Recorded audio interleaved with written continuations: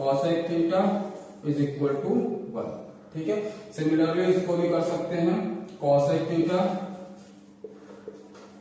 Theta multiplied by sec theta is equal to 1। ठीक है, और यहां पर भी हम इसी तरीके से इसको लिख सकते हैं, tan theta multiplied by cot theta is equal to 1। ठीक है, तो ये हमारे क्या होते हैं, कुछ रिलेशंस होते हैं बिटवीन ट्रिग्नोमेट्रिक रेशियोज में। साइन क्या होता है, cosec का अपोजिट होता है, रेसिप्रोकल होता है। cosec को हम 1/sin थीटा भी लिख सकते हैं। इसी तरीके से cosec theta is equal to 1/sin theta, तो sec थीटा को हम 1/cos थीटा भी लिख सकते हैं। tan थीटा को 1/cot थीटा और cot थीटा को भी हम 1/tan थीटा लिख सकते हैं। ठीक है, इसके बाद एक और रिलेशन होता है जो साइन, कॉस और tan में होता है, तो उसका देख लेते हैं। जैसे tan theta is equal to sine theta upon में कॉस थीटा। एक रिलेशन हमारे पास ये होता है। ठीक है, tan theta is equal to sine upon cos theta. Similarly क्या होता है, cot theta is equal to cos theta upon में साइन थीटा। ठीक है, एक रिलेशन हमारे पास ये होता है। ठीक है, साइन, कॉस और tan में, कॉस, साइन और कॉट में। ठीक है, तो ये रिलेशन हो गया हमारे पास tan थीटा और cos थीटा के बेस पे। ठीक है, ठीक, तो ये हमारे पास क्या होगा, कुछ बेसिक्स फॉर्मूले हो गए ट्रिग्नोमेट्री के। ठीक है, क्लास 9th में जिनको हमको पढ़ने हैं, अभी और भी फॉर्मूलेज आएंगे हमारे पास। ठीक है, इसको याद करना है। ठीक है, और याद करके इसका हम क्या करेंगे, क्वेश्चंस में यूज करते हैं। ठीक है, चलिए फिर आगे हम क्वेश्चंस देखते हैं, कुछ क्वेश्चंस सॉल्व कर लेते हैं इसी फॉर्मूले के बेस पे। ठीक है, तो हम यहां से इसको हटा लेते हैं।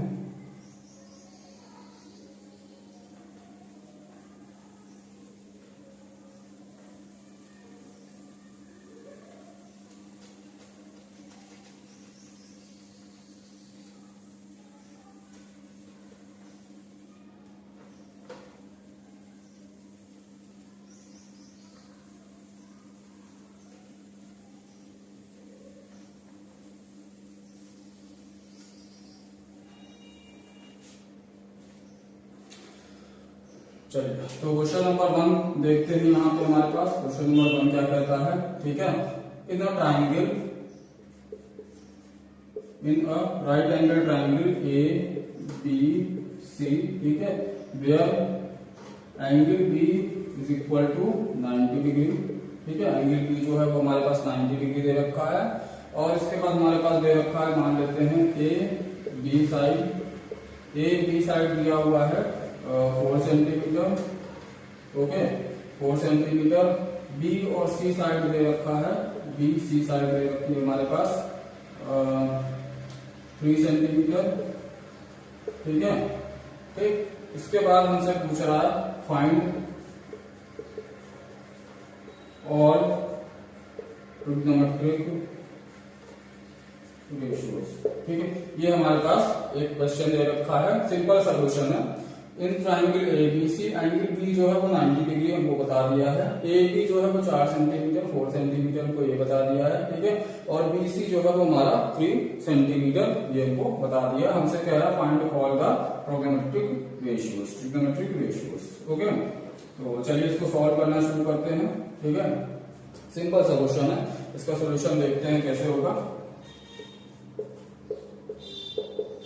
ठीक है, तो सबसे पहले हमारे पास ए बी दिया 4 सेंटीमीटर, ये ए बी की साइड, ए बी हमारा 4 सेंटीमीटर, बी सी दे रखा है 3 सेंटीमीटर, तो ये हमारे पास हो गया 3 सेंटीमीटर। ठीक है, अब हमको हमारे पास ट्राइंगल की 2 साइड हमको पता है, तीसरी साइड हमको निकालनी पड़ेगी। ठीक है, तो तीसरी साइड निकालने के लिए हमको क्या करना पड़ेगा, इसमें एक फॉर्मूला होता है पाइथागोरस थ्योरम। ठीक है, तो हम क्या करेंगे, अप्लाई kरेंगे Pythagoras theorem in triangle A B और सी। ठीक है, फिर अप्लाई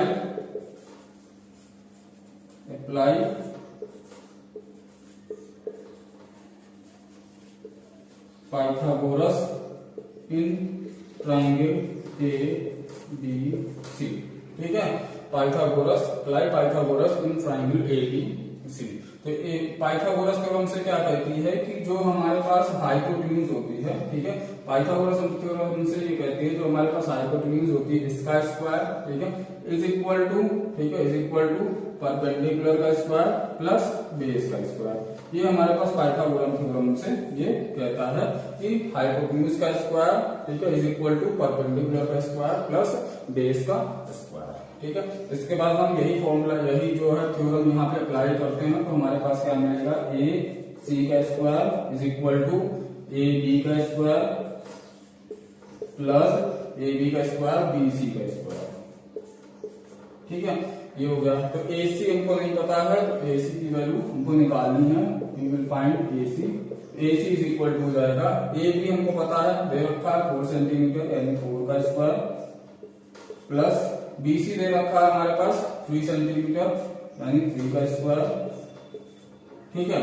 इसके बाद इसको हम सॉल्व कर लेते हैं, ए सी स्क्वायर इज इक्वल टू 4 का स्क्वायर 16 प्लस 3 का स्क्वायर 9, ये बन गया हमारे पास 25, ठीक है, ये हो गया ए सी, ठीक है, ए सी स्क्वायर, यहाँ से ए सी स्क्वायर इज इक्वल टू 25, तो ए सी इज इक्वल टू हमारे पास हो जाएगा √25, ठीक है, ये हो गया। तो यहाँ से ए सी की वैल्यू हमको मिल जाएगी 5 सेंटीमीटर, ठीक, ये हमारे पास एसी आ गया, एसी कितना आ गया 5 सेंटीमीटर, ठीक है, हमको एसी मिल गया। अब हमसे सारे ट्रिग्नोमेट्रिक रेशियोज की बात कर रहा है, ठीक है, तो यहाँ पे हम निकाल सकते हैं और साइन, अब किसी को एक रेफरेंस एंगल मान लो, ठीक है, एक रेफरेंस एंगल मान लो, जैसे यही थीटा लिया है तो यहाँ से हम पहला रेशियो निकालते हैं, ठीक है, पहला रेशियो हमारे पास आएगा साइन थीटा।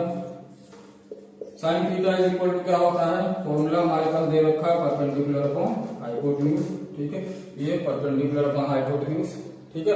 इसके बाद sine theta perpendicular upon hypotenuse, अब ये थीटा है तो इसके सामने वाली साइड हमारी क्या बन जाती है परपेंडिकुलर, तो ये हमारा BC अपॉन में हाइपोटेन्यूज क्या हो जाता है हमारा AC, तो ये हमारा हो गया AC, ठीक है।